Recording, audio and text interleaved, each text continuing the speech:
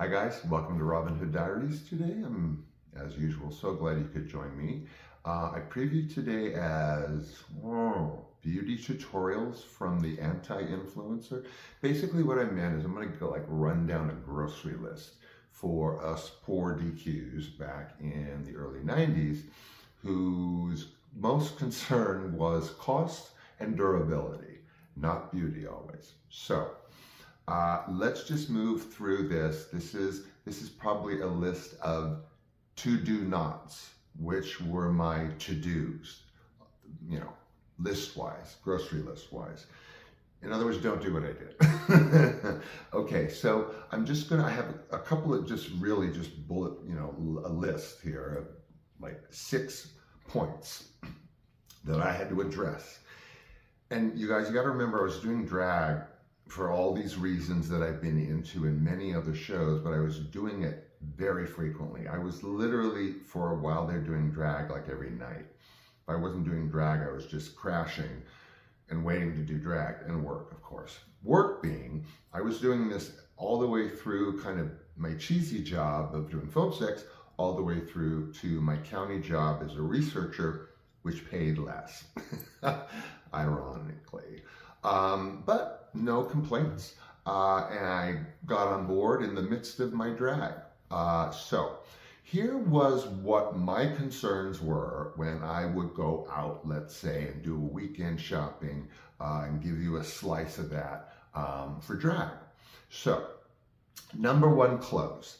Clothes were purchased almost exclusively at a store in Hollywood called Playmates. This store has been around for 100 years. It's now downsized to like a third of what it was because I don't know, whatever took over the other side of it.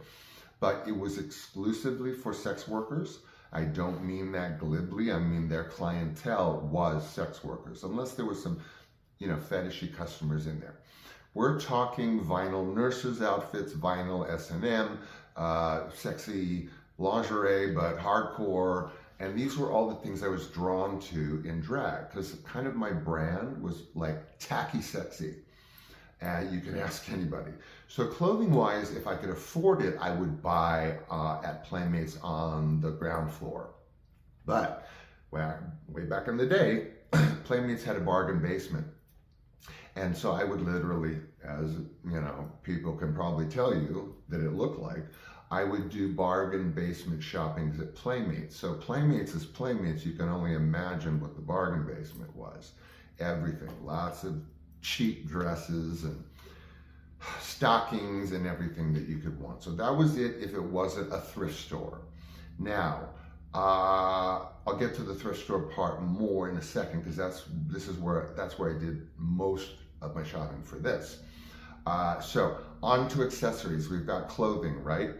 Doodads, scarves, whatever I could throw around. Accessories now, in terms of jewelry, was exclusively Hollywood Boulevard. You really were kind of silly to go anywhere but Hollywood Boulevard for your accessories.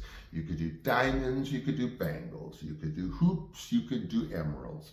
Anything you wanted was on Hollywood Boulevard at a cut rate.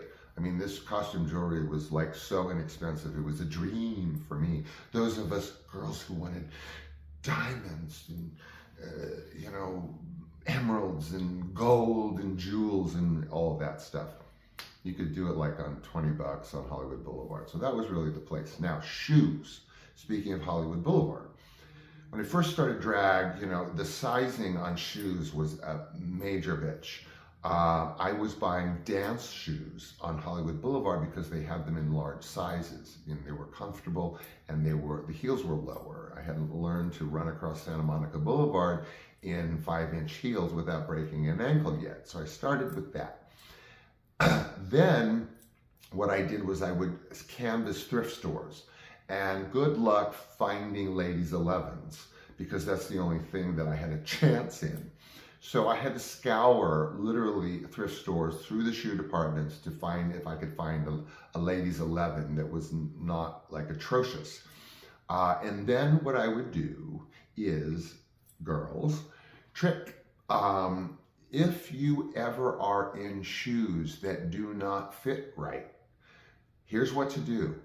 Douse your feet in rubbing alcohol. Just glug, glug, glug all over your feet, right? Maybe a little bit in the shoe. It evaporates. It's not a liquid. And then put the shoes on. So you've got gushy, little bit shoes with rubbing alcohol all over your feet. Put them on. You got to walk in them for like 2 hours or until it all dries. As long as you can stand to walk in them, walk in them. Believe it or not, the alcohol and the wear and tear from your feet will make those shoes fit as perfectly as you can get them to fit. If the alcohol doesn't work, throw them away. From that, I learned safety, meaning I didn't want to break an ankle out there.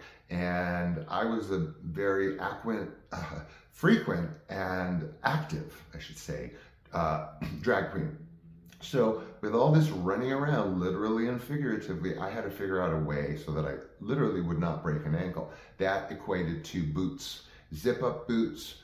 I would have them in black, gold, anything, usually platformy, and that protected you like 10 times more from breaking an ankle with zip-up boots that you like, that were usually kind of hookery, but they were easy. Slip in, no alcohol, rubbing alcohol to make the shoes fit, everything. They were easy breezy, and that kind of is what I started doing all the time, is looking for those kind of boots.